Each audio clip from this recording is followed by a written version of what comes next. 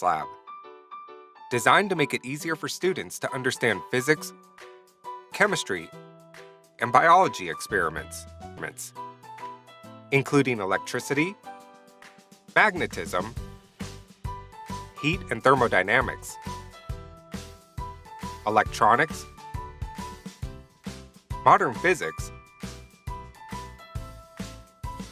waves, and more. They include most of the well-known general, analytical, and organic chemistry experiments.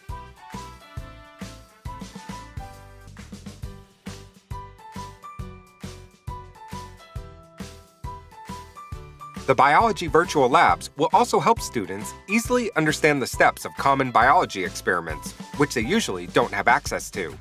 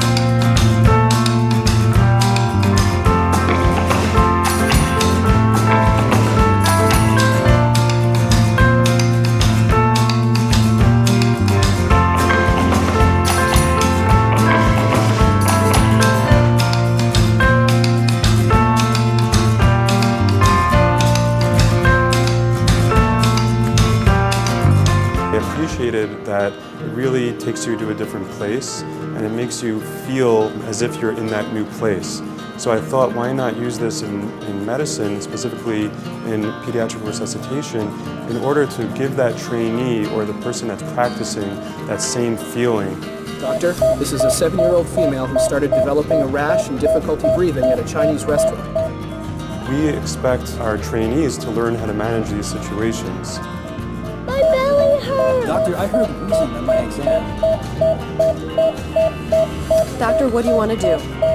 The thought is that if you're learning it in a stressful environment and you're using that recall to remember the algorithms and the protocols, then when you're in the real-life experience, you'll be able to pull it out and remember it and be calm as well.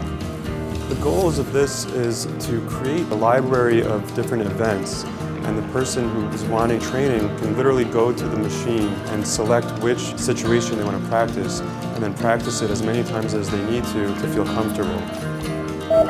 You saved her life. Great job. Yes, he was ready for her now.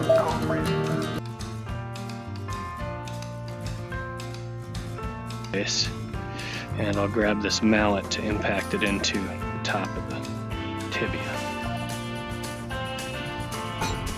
Now, as to impact it into its final position on the top of the tibia there. Okay, that looks good. So now I can add the femoral shell component on the distal side of the femur. And lastly, I'll put the poly inlay component between these two. Okay, and so in our next steps, we'll be running this knee through a few range of motion tests to test our final implantation and return it to normal. That concludes our demo for now. See you, everybody.